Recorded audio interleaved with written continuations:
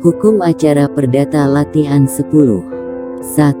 Melalui sumpah pemutus, pihak yang memerintahkan sumpah dianggap melepaskan suatu hak. Melepaskan suatu hak hanya dilakukan terhadap suatu hak yang berada dalam kekuasaan seseorang.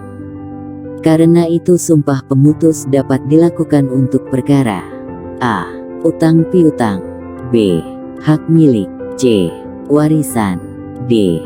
A, B dan C benar.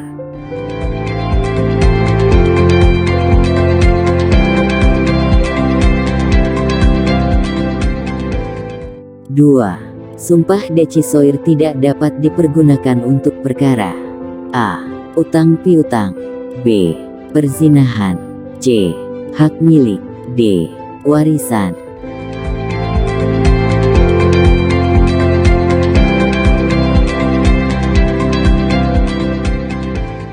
3. Pengakuan terdiri dari A. Pengakuan dengan klausula, B. Pengakuan serta-merta, C. Pengakuan dengan kualifikasi, D. A dan C benar.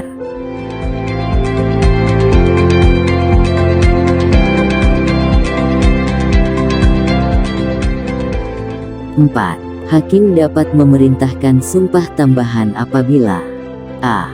Tuntutan maupun tangkisan tidak terbukti dengan sempurna, B. Tuntutan sudah kedaluarsa, C. Tuntutan maupun tangkisan itu juga tidak sama sekali terbukti, D. A dan C benar.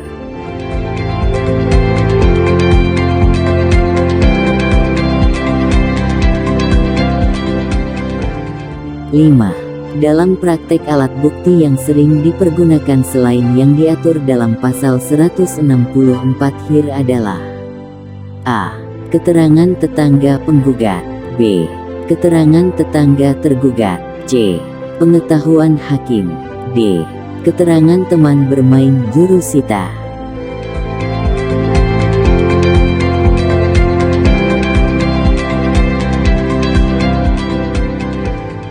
6. Dalam menjatuhkan putusan dalam suatu perkara perdata, keyakinan haki adalah A. Wajib, B. Harus, C. Mesti, D. Tidak perlu.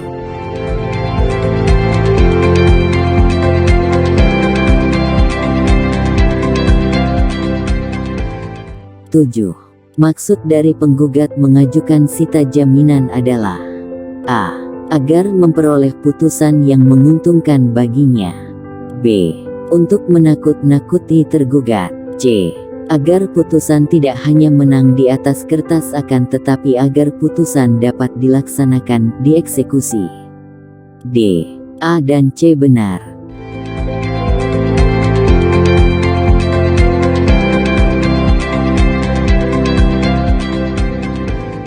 8. Sita yang dikenal dalam hukum acara perdata adalah A. Sita revindicator, B. Sita conservator, C. Sita marital, D. A, B dan C benar.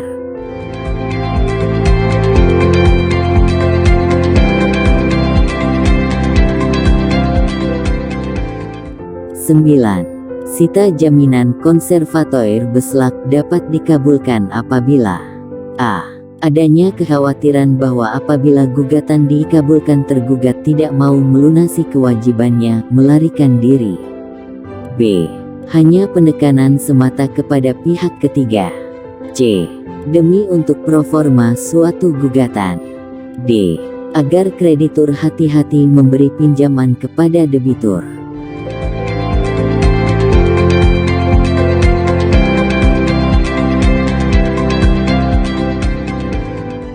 10. Sita revindicator beslak adalah sita atas barang penggugat yang dikuasai oleh orang lain atau tergugat. Objek sitaan dari revindicator beslak adalah A. Semua harga tergugat, B. Semua harga penggugat, C. Semua benda bergerak milik tergugat, D. Benda bergerak milik penggugat yang dikuasai oleh tergugat.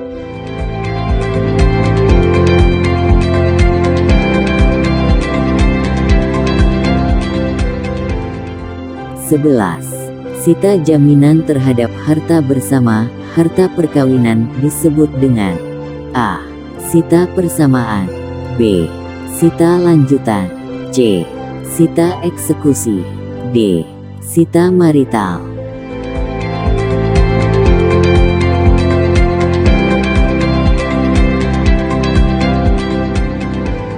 12. Putusan antara terdiri dari dua macam, yaitu putusan praeparatoir dan A. Putusan interlocutoir, B. Putusan konstitutif, C. Putusan kondemnatoir, D. A, B dan C benar.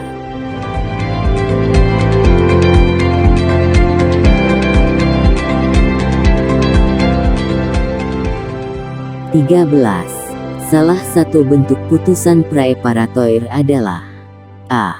Putusan menggabungkan dua perkara menjadi satu, B. Putusan akhir, C. Putusan untuk menolak diundurkannya pemeriksaan saksi, D. A dan C benar.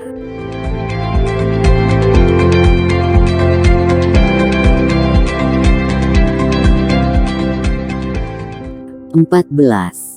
Putusan insidentil adalah putusan yang berhubungan dengan suatu peristiwa yang menghentikan prosedur peradilan biasa. Putusan ini belum berhubungan dengan pokok perkara.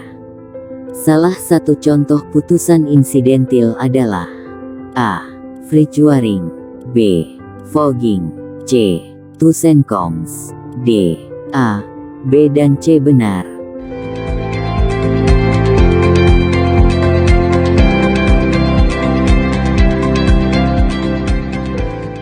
15. Putusan interlokutor adalah putusan yang memerintahkan pembuktian, misalnya adalah A. Perintah untuk pemeriksaan setempat, B. Perintah untuk hadir dalam persidangan, C. Perintah kepada panitera untuk memanggil para pihak kembali, D. A, B dan C salah.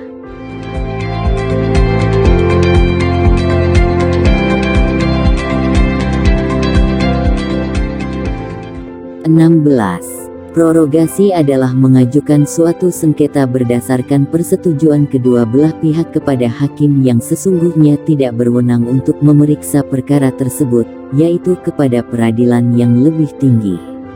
Pengadilan yang memeriksa perkara prorogasi memutus perkara pada tingkat pertama dan banding, sehingga upaya hukum terhadap prorogasi adalah A. Perlawanan, B. Peninjauan kembali, C. Kasasi, D. Pengajuan gugatan baru.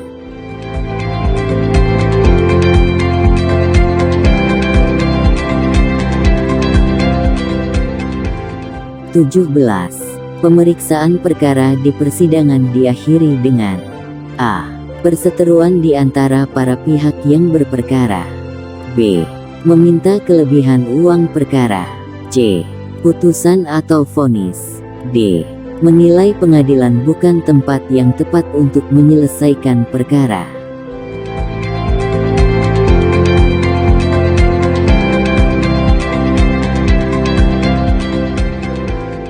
18.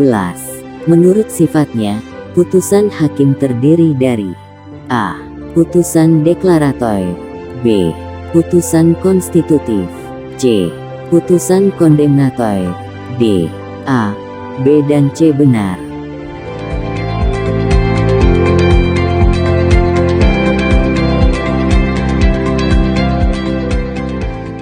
19. Tiga macam kekuatan yang terdapat dalam putusan hakim adalah kekuatan yang mengikat, kekuatan bukti dan kekuatan A. Eksekutorial, B. Non-eksekutorial, C. Untuk dijalankan, D. A dan C benar.